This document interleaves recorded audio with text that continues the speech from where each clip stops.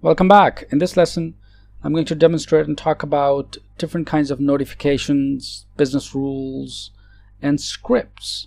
So within the ServiceNow platform, you have the ability to customize just about anything, right? So for instance, if I need to send an email notification to users, if a user adds or deletes something to a table, a message can be generated to the administrator.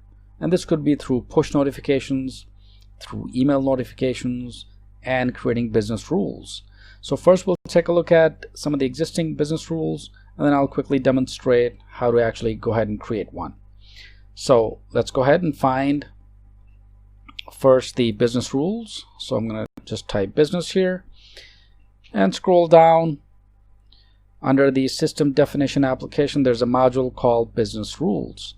So if I click on business rules, for example, this will list all of the rules that are part of the platform at this point. So in this instance, there are over 3,000 business rules. So what is a business rule? Let's scroll down. I'm just going to pick any one of them, for instance, and let's see if I can find one. So add approvers, right? So let's pick this one. So I'm going to click on an existing business rule called add approvers, and this relates to the table called document. So it's active and the advanced tab is also listed. So in other words, if I uncheck the advanced, notice the advanced tab will disappear. So here, when to run tab simply tells me what will happen when this business rule is executed. So this rule is going to run after order is 100 and someone is going to insert, right, 101 order.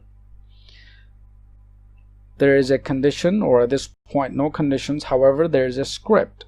So for example, if I click on the advanced tab, notice you will see the actual script, right?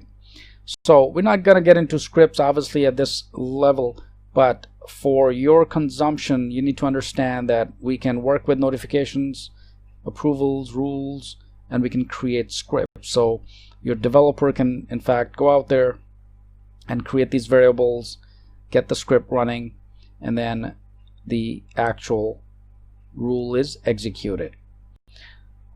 So once we have this rule, right, let's go ahead and take a look at and go back to the entire list of rules. So I'm going to click on business rules here, and here I'm going to go ahead and create a new rule. So just click on new, and this brings you to the same page. We just need to provide certain parameters, right? So here I'm going to go ahead and say my rule, right? So that's just a test rule here. I'm going to attach a table on which this rule is going to run.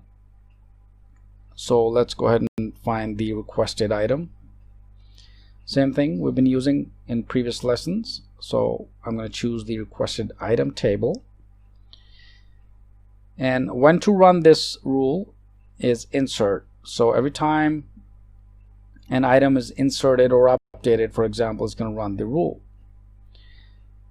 I can also choose actions within the actions tab. So for example, I can add a message.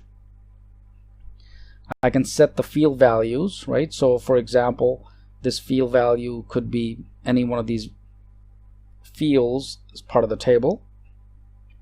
So if it's updated by and then to or same as, right? I'm just adding a condition to it.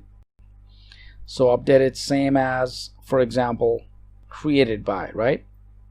So if these two fields are the same, just send me a message, test message to me, and then of course I can click on submit, and this will add the rule.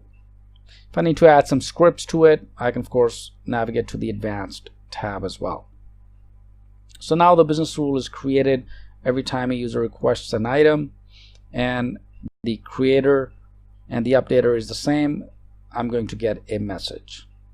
Similarly, we can create several business rules based on our own requirements. So you need to know obviously the scripting. If you need more complex business rules, notification, push notification, mobile notifications, you will need some scripting as well. But for the exam purpose, they don't ask you to write any scripts, but the concepts as well. So make sure you also go through the textual part of the resource as well. And I just wanted to demonstrate quickly in this lesson the concept of notifications, whether it's push notifications, email, or business rules. If you need to see the push notifications, for example, let me show you that before I end this lesson. So just type push, and here notice it'll say create push notification. If I need to see existing notifications, just click on and choose the option called push notifications, and there are a couple of them already created.